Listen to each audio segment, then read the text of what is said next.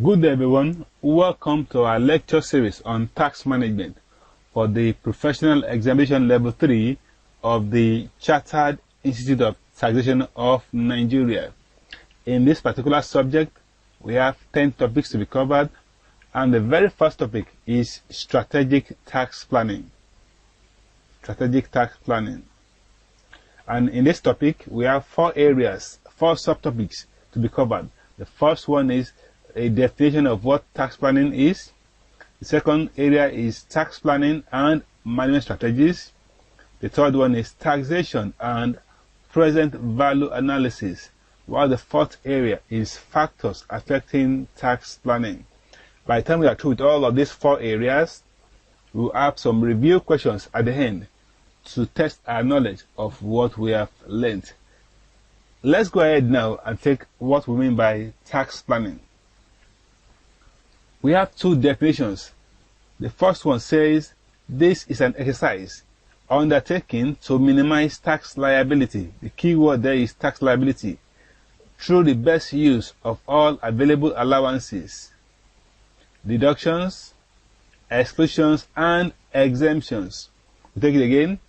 It is an exercise undertaken to minimize tax liability through the best use of available allowances, deductions, exclusions, and exemptions. That's the very first topic that we have. That's the very first definition of tax planning. The second the definition says it is a conscious attempt by the taxpayer to arrange the financial affairs of the entity to arrive at increase in profit levels, yet reduce tax payable. We have 2 definitions given by the lecturer here. The first one again says it's an exercise undertaken to minimize tax liability through the best use of available allowances, deductions, exclusions, and exemptions, while the second one says it is a conscious attempt by the taxpayer to arrange the financial affairs of the organization to arrive at increase in profit levels, yet reduce tax payable. So any of these 2 definitions will suffice for tax planning. Now let's go ahead and take a look at the other areas. The objectives of tax planning are as follows. This is very important. Recall that all of our effort in tax planning is summed up in one sentence: to maximize our profit as reduce our tax liability. So now let's take the objectives of tax planning. The first one says to delay or defer the payment of tax within legal period allowed. Second one says to reduce the applicable tax rate. The third one says increase the allowable deductions and exemptions, while the fourth one says reduce taxable income. Those are the 4 objectives of tax planning. The second area we'll look at in this topic is tax planning and management strategies. Tax planning and management strategies. What is a management strategy? We have defined it as an action plan designed to enable an organization achieve its corporate goals. Again, a management strategy is an action plan designed to enable an organization achieve its corporate goals. So, having defined what a management strategy is now, let's now look at the relationship between tax planning and management strategy. A sound tax planning system is itself a management strategy to be adopted by organizations which desire to effectively compete in this generation. This is because a robust tax planning system will avail an organization the benefits inherent in tax planning, which were highlighted above in 1A. Here, we are saying that by embarking on sound tax planning, you will enjoy the benefits that we have listed in item 1A, which are, again, quickly, let's take it again, which are 1, to delay or defer the payment of tax within legal period allowed. to reduce the applicable tax rate. The third one is to increase allowable deductions and exemptions. The fourth one is to reduce taxable income. So, for any organization that desires to compete in this business world now, as a management strategy, they must adopt sound tax planning to effectively compete in this business world. Let's go ahead again with the other materials. Tax planning and management strategies cover all legal avenues that can be adopted to enjoy the objectives of tax planning. The objectives of tax planning, as stated above, can be achieved through the following measures. This is very important. That is, for all we have said about tax planning now, how can we embark on tax planning? We have listed them as 1.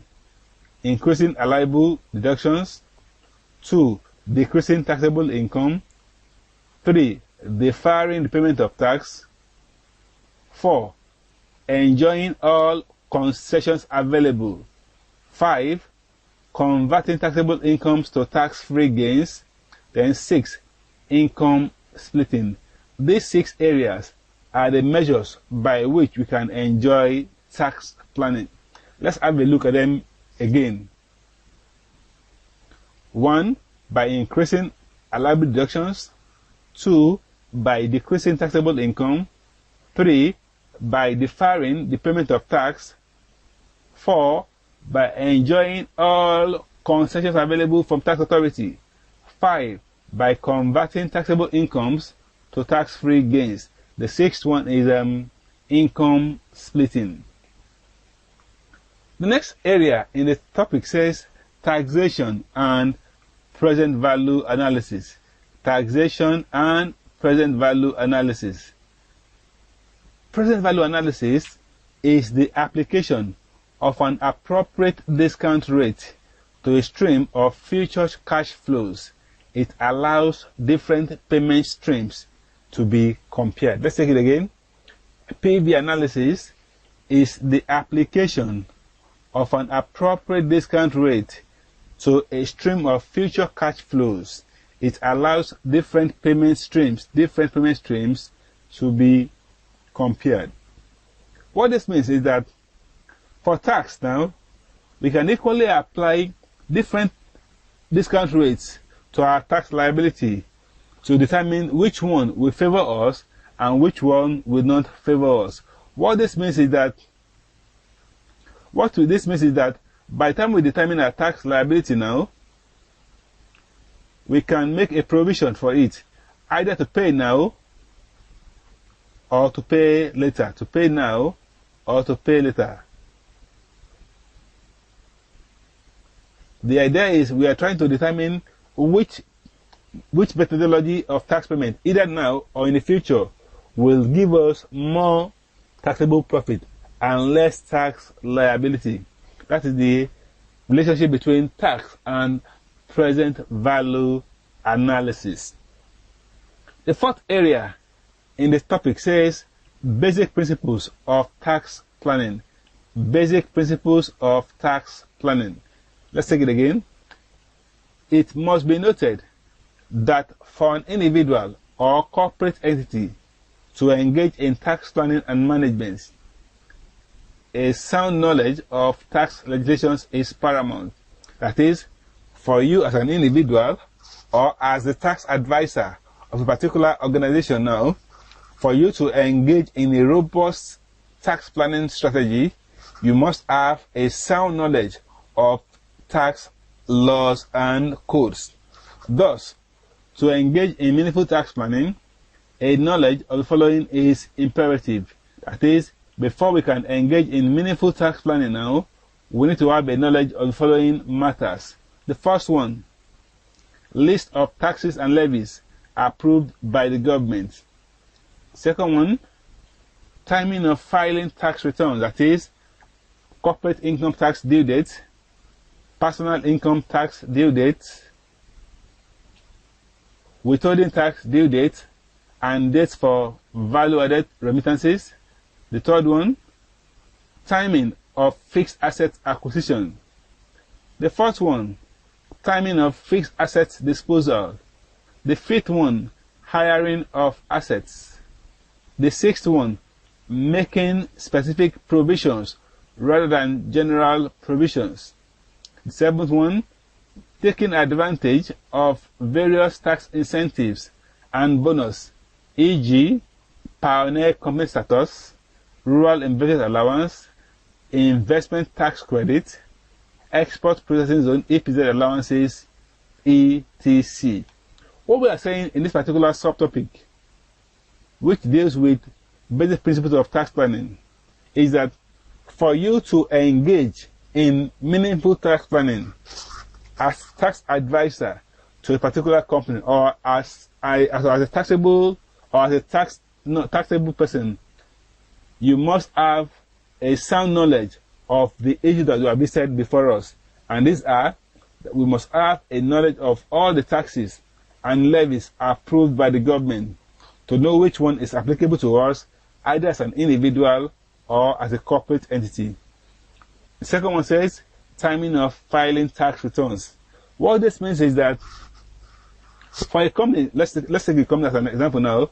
For a company now, it must file its tax returns on or before June 30 of every year. Any filing done after June 30 of every year will result in tax penalties to be paid, which is not a reason for engaging in tax planning.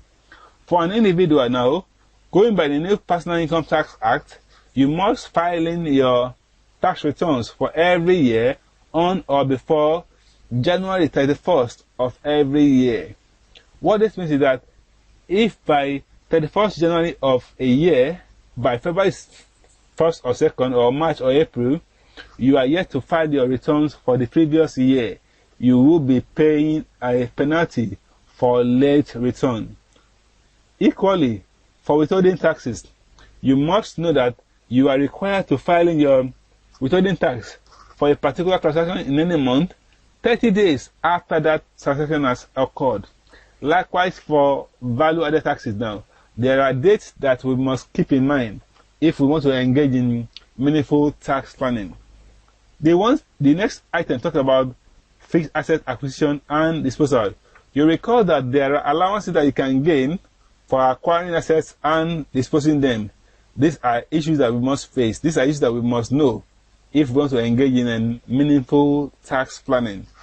For hiring of assets, you must bear in mind that the hire charge is an allowable expense, okay?